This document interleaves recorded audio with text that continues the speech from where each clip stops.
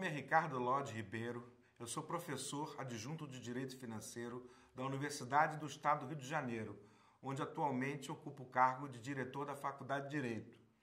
Nós vamos conversar essas 4 aulas sobre o tema geral, o estado de exceção e o lawfare. Essas 2 expressões precisam ser explicadas antes da gente poder relacioná-las. A expressão lawfare foi criada nos Estados Unidos nos anos 70 para designar atividades que poderiam substituir a guerra a partir de mecanismos legais. Portanto, nós juntamos 2 palavras de origem anglo-saxã, law, lei, e fair, no sentido de warfare, a guerra pela lei, a substituição das armas pelas palavras. Em 2001 foi utilizada essa expressão pela Força Aérea Norte-Americana para designar atitudes belicosas que não seriam necessariamente a guerra, a substituição da espada pelas palavras, ou seja, a destruição dos inimigos por mecanismos legais. Mais recentemente, no século XXI, nessa década atual do século XXI, o lawfare tem sido estudado com bastante profundidade em Harvard pelo professor John Kamarov, que tem inserido o lawfare no contexto da luta política para eliminar, para afastar adversários políticos. Onde é que isso se insere na ideia de estado de exceção? A ideia de estado de exceção é bem mais antiga. A ideia de estado de exceção vem desde o tempo da Revolução Francesa, através do Instituto do Estado de Sítio. Na verdade, estado de exceção é a interseção entre a política e o direito. Melhor explicando, é o espaço que o direito procura regular aquelas situações onde a política exige o afastamento do próprio direito. Portanto, é a previsão legal de situações onde o próprio direito será afastado em função de guerras civis, em função de insurreições, em função do direito de resistência. Portanto, na sua origem histórica francesa, a expressão estado de exceção estava sempre associada a esses fenômenos que colocavam em risco a própria existência do Estado. Mas já a partir do Império Napoleônico, já a partir de 1811, o estado de sítio passou a ser utilizado para outras situações que não a guerra externa, que não a guerra civil, que não a insurreição. É o que a gente chamava de estado de exceção fictício ou estado de exceção político, onde razões vinculadas à ordem pública, ainda que não associadas necessariamente à guerra, levavam à supressão de direitos fundamentais. Na Alemanha, por exemplo, essa ideia de estado de exceção está associada ao estado de necessidade, que era previsto na Constituição de Weimar e foi muito utilizado até mesmo pelos governos que antecederam a ascensão do nazismo na década de 30.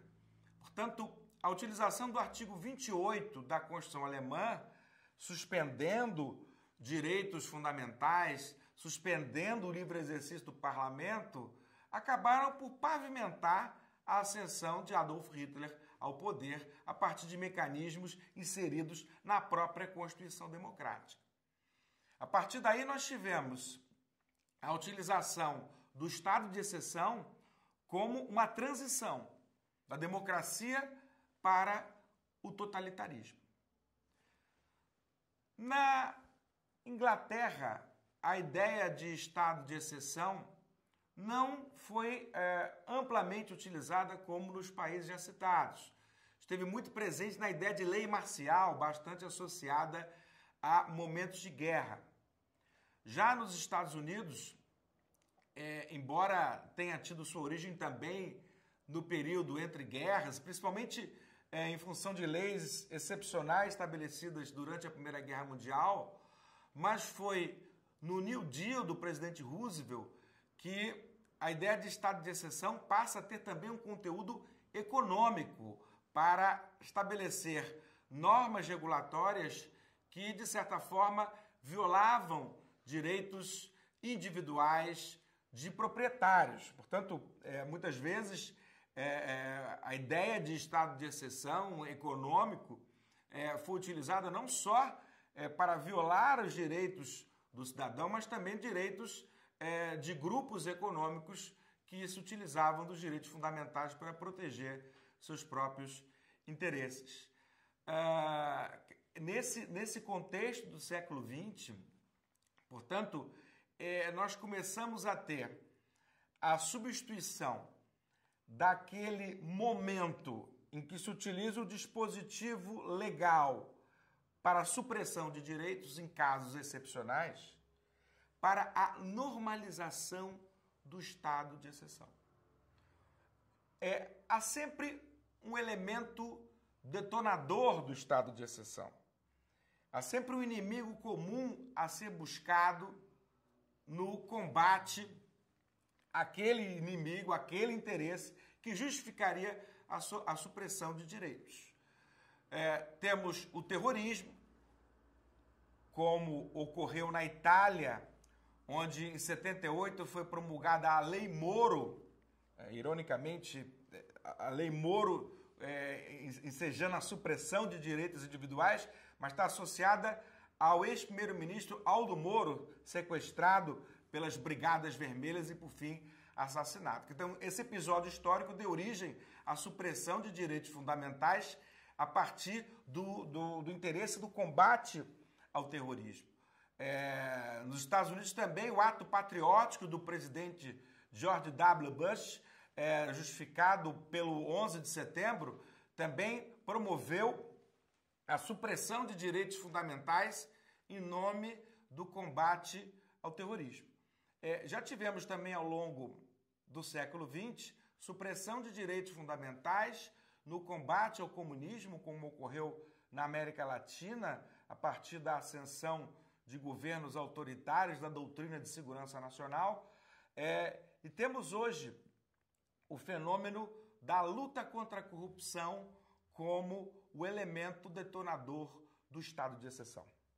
Portanto, a ideia de estado de exceção, que na sua origem se prendia a situações onde a própria existência do Estado estava colocada em risco, hoje ela procura atender a outros interesses. Interesses de ordem econômica, interesses de ordem política. E aí, nesse contexto, onde o estado de exceção é utilizado para finalidades econômicas e políticas, que entra a ideia do lawfare, através da eliminação de adversários políticos a partir da utilização de procedimentos judiciais, quase sempre baseados na supressão de direitos fundamentais do acusado. No nosso país, estamos vivendo um momento em que o estado de exceção e o lawfare se relacionam intimamente. Na Operação Lava Jato, por exemplo, nós estamos vivenciando explicitamente, sem qualquer alteração do quadro jurídico constitucional, mas na flexibilização pelo Poder Judiciário das garantias fundamentais dos acusados. E é importante perceber que essa flexibilização, em nome do inimigo comum, em nome do combate à corrupção, foi externalizada, foi verbalizada explicitamente pelo Tribunal Regional Federal da 4ª Região, em Porto Alegre, quando, diante de uma série de recursos de réus que consideravam que os seus direitos fundamentais vinham sendo violados pelo juiz Sérgio Moro e pelo Ministério Público, pela força-tarefa da Operação Lava Jato, o Tribunal Regional Federal da 4ª Região, o chamado TRF4, considerou que, em nome do combate à corrupção endêmica, era possível a flexibilização de direitos dos acusados, direitos esses previstos na nossa Constituição, sem que houvesse qualquer alteração legislativa capaz de excepcionar a aplicação desses direitos. É interessante trazer para esse contexto do estado de exceção econômico a ideia da ensaísta norte-americana Naomi Klein, que trata da doutrina do choque. Ela defende a ideia de que o neoliberalismo só consegue ser aplicado na sua inteireza máxima em face de um grande evento que produza choque na população a partir da substituição da reivindicação por direitos da proteção contra o medo. Ou seja, a doutrina de choque, ela passa pela eleição de um elemento que produz medo na população para amaciar, para justificar a supressão de direitos da cidadania. O exemplo primeiro que ela apresenta na sua obra foi o golpe militar no Chile, em 1973, com a ascensão de Augusto Pinochet, o afastamento e morte do presidente Salvador Allende, onde, pela primeira vez, as ideias do economista norte-americano Milton Friedman, Prêmio Nobel de Economia, puderam ser utilizadas em sua inteireza. Até hoje, o Chile ainda se ressente do grau de desigualdade estabelecido pela implementação daquelas políticas no início dos anos 70.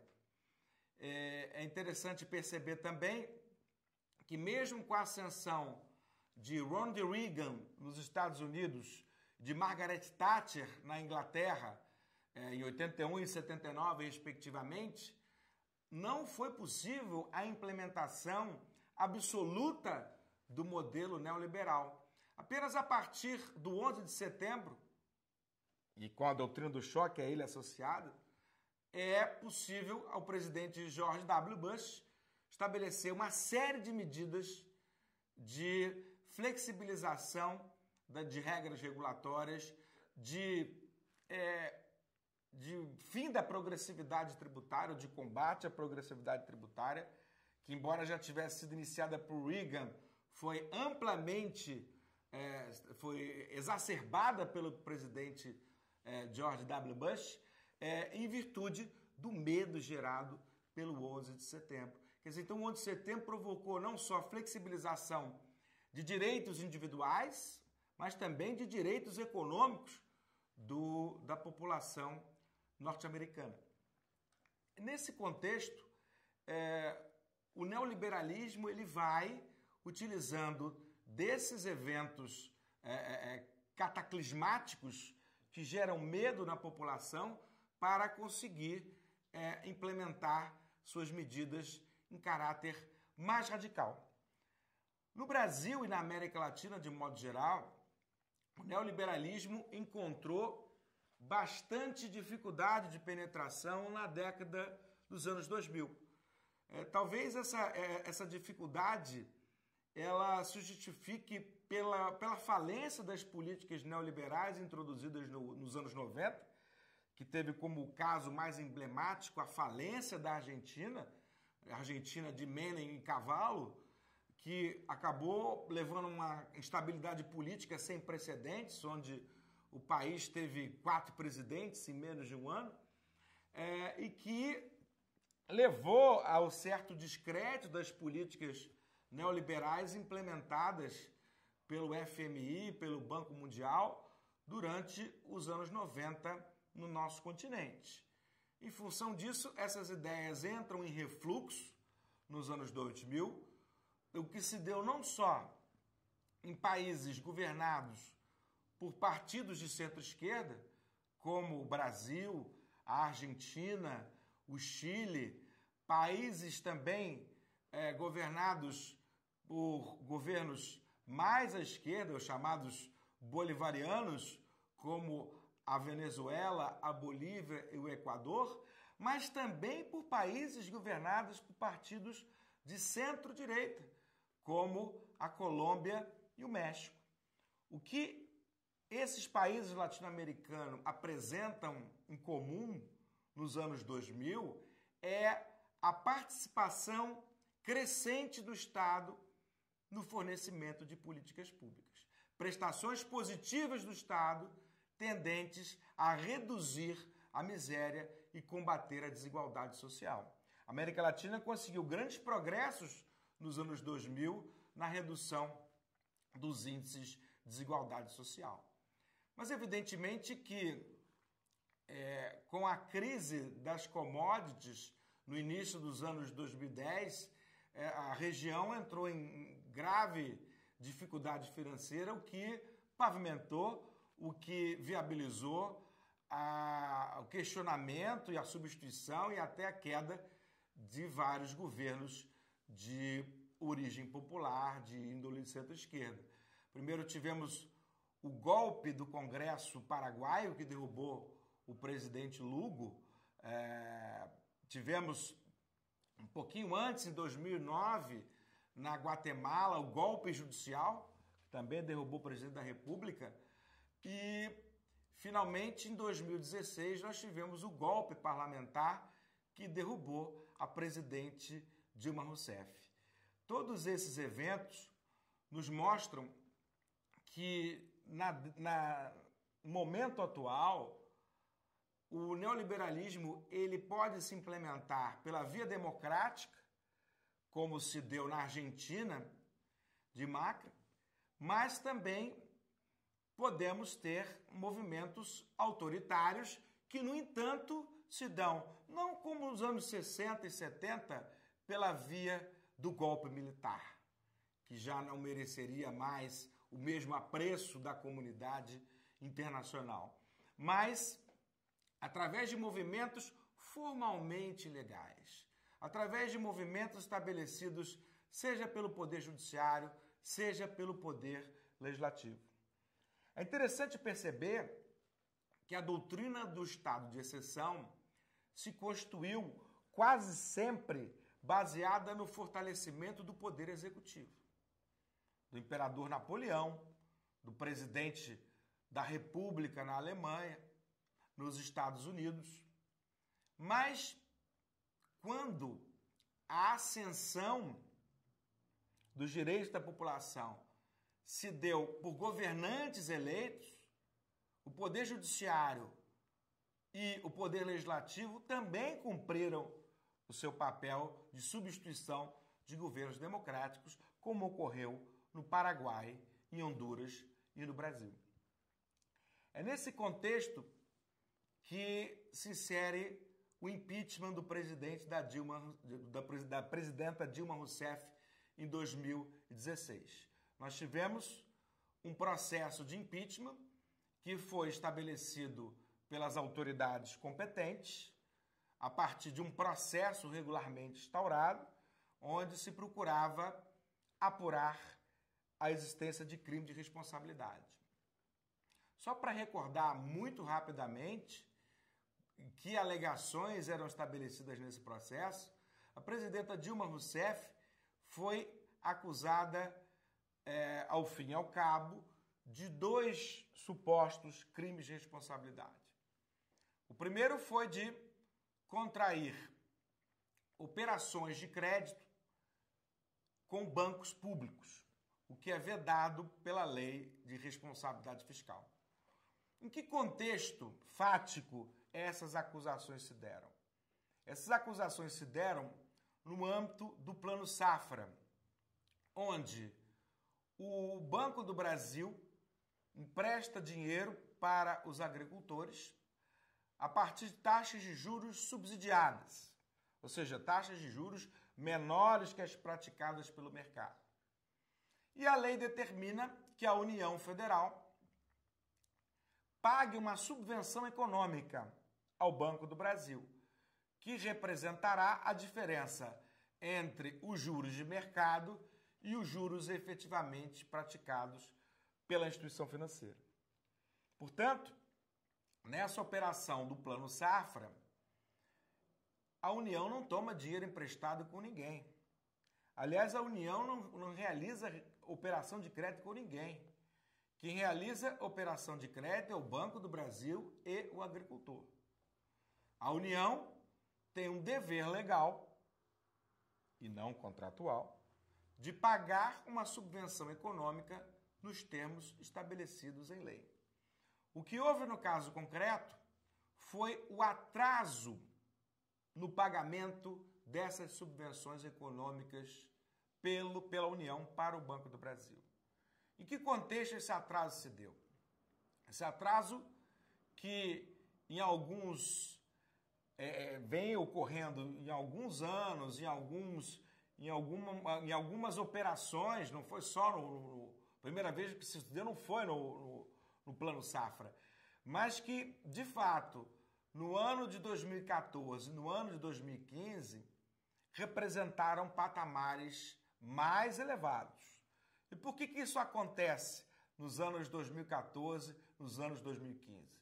Porque nós, em função do crescimento da crise econômica mundial, da desaceleração da China nos principais parceiros comerciais do Brasil e da América Latina, a arrecadação da União sofre quedas bastante importantes. Também tivemos uma política estabelecida pelo governo Dilma que não foi bastante exitosa, da concessão de incentivos fiscais a setores econômicos determinados, como, por exemplo, incentivos para os produtores de bens da linha branca, como geladeiras, como eletrodomésticos. Hoje, a própria presidenta Dilma reconhece que esses incentivos fiscais não se traduziram na criação de empregos, mas apenas da queda da arrecadação tributária da União. Quer dizer, então, todos esses fatores levaram a uma brutal queda da arrecadação e a necessidade, evidentemente, do governo federal promover ajustes no orçamento. Eu quero lembrar a todos vocês que a lei de orçamento ela se traduz numa previsão de receita e numa previsão de despesa. Evidentemente que as despesas são certas.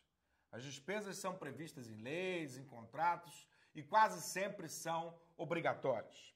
Há pouco espaço para a liberdade de gastar.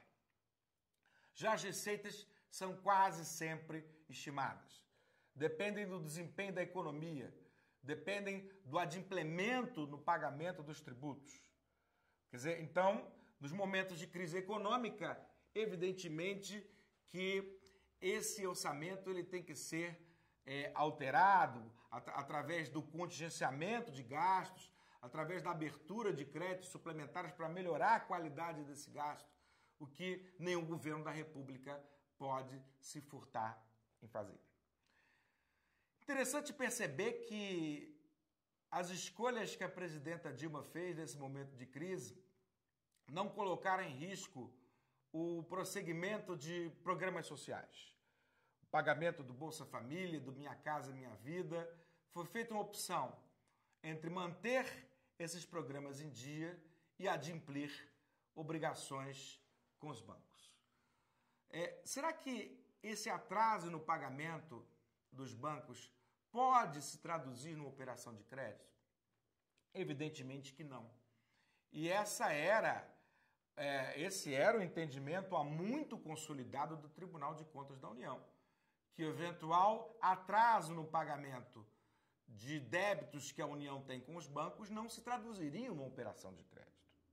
Uma operação de crédito é um contrato que já nasce como sendo operação de crédito, onde uma instituição financeira dá dinheiro ao devedor em troca do pagamento desta mesma quantia acrescida de juros em um futuro determinado.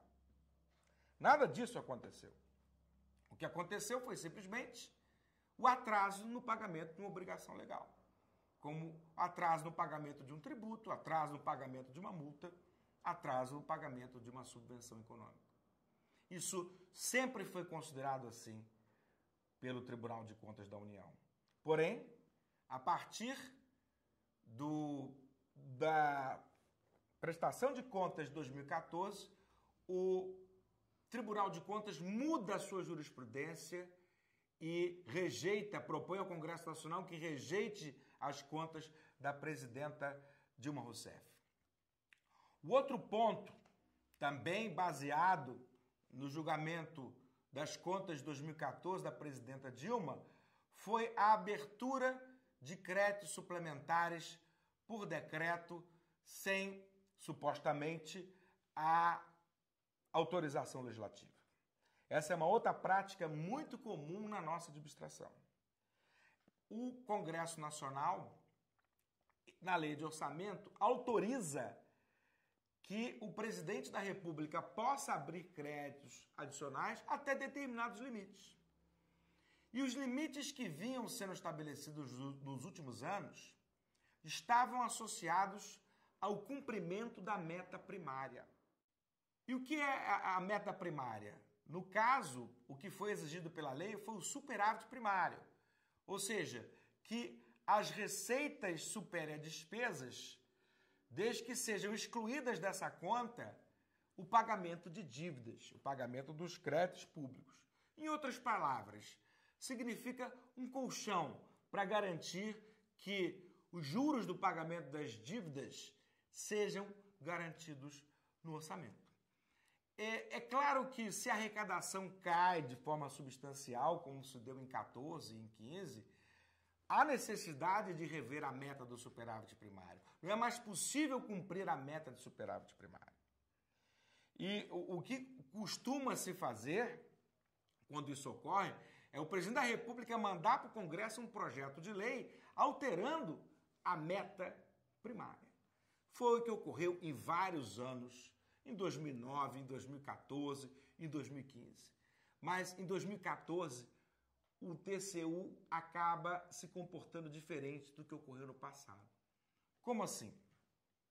Em 2014, nós temos a verificação de que a meta não seria cumprida, o encaminhamento do projeto reduzindo a meta ao Congresso Nacional, e a partir do encaminhamento desse projeto, a presidenta Dilma começa a se comportar de acordo com o projeto ainda não aprovado. Ou seja, ela corre o risco de o projeto não ser aprovado e ela não poder baixar esses decretos. Realmente, há um risco.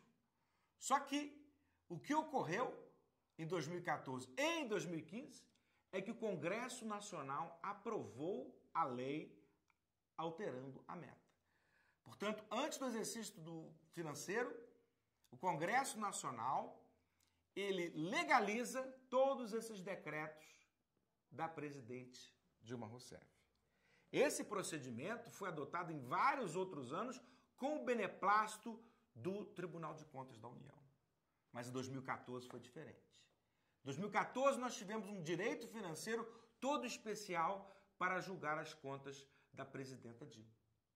E o que ocorreu é que, com base nesses fatos, que também foram reproduzidos em 2015, porque esse julgamento do TCU só se dá em 2015, a partir do julgamento do TCU, a presidenta Dilma muda o seu comportamento, mas antes do julgamento do TCU não há como mudar, porque não há como conhecer o direito novo.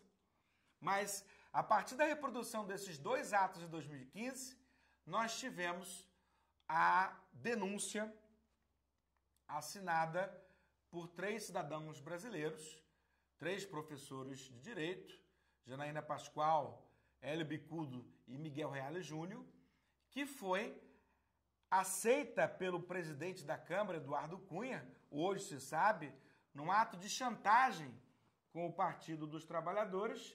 O presidente Eduardo Cunha recebe a denúncia em função do PT não ter apoiado a sua absolvição pelo Conselho de Ética. Portanto, aí um processo de impeachment que já nasce eivado de vícios insanáveis. Há um desvio de finalidade aí na abertura do processo de impeachment pelo presidente da Câmara, Eduardo Cunha. E o que se vê daí para frente é um festival de hipocrisia. O que se vê daí para frente, tanto na Câmara quanto no Senado, isso o povo brasileiro pôde acompanhar diretamente pela televisão, não foi uma discussão baseada em conceitos tão herméticos do direito financeiro. Não foi uma discussão baseada na possibilidade de estabelecer-se um direito financeiro novo apenas para presidente Dilma, embora isso tenha sido trazido pela sua defesa. O que foi estabelecido pela Câmara dos Deputados e pelo Senado Federal foi um verdadeiro juízo político da presidenta da República. Na verdade, naquele momento, em função de uma série de motivos que a gente vai analisar na próxima aula, a presidenta Dilma perde a maioria parlamentar necessária para governar e, como se fora num regime parlamentarista, o Congresso Nacional a substitui pelo vice-presidente da República. Quer dizer, então tivemos um processo de impeachment sem crime de responsabilidade, aliás, há praticamente a confissão disso por parte do Congresso Nacional, ao apenas afastar a presidenta Dilma, mas não impor a pena acessória de torná-la inelegível. Não tiveram sequer coragem de fazer isso, porque, a rigor, o Congresso Nacional não identificou qualquer crime praticado pela presidenta Dilma Rousseff. Quem puder assistir as imagens das sessões realizadas no Senado e na Câmara dos Deputados, poderá constatar as motivações mais esdrúxulas por parte de deputados e senadores, todas elas não relacionadas aos itens apontados na denúncia. Portanto, tivemos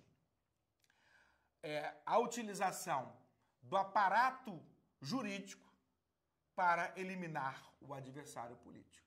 O primeiro lawfare dos últimos anos no Brasil foi o impeachment da presidenta Dilma a partir da utilização de um direito financeiro de caráter excepcional. Um direito financeiro que não valeu antes e que não vale agora também para o presidente Michel Temer. Foi um direito financeiro todo especial para julgar a presidenta Dilma Rousseff.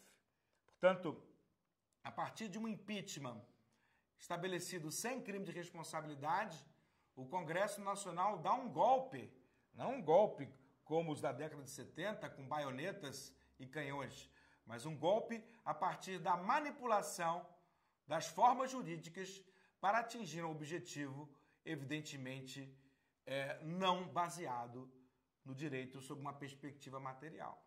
O Congresso Nacional dá um golpe parlamentar, afastando a presidenta Dilma Rousseff e dando posse ao vice-presidente Michel Temer. O contexto que isso aconteceu, nós vamos ver na próxima aula. Obrigado.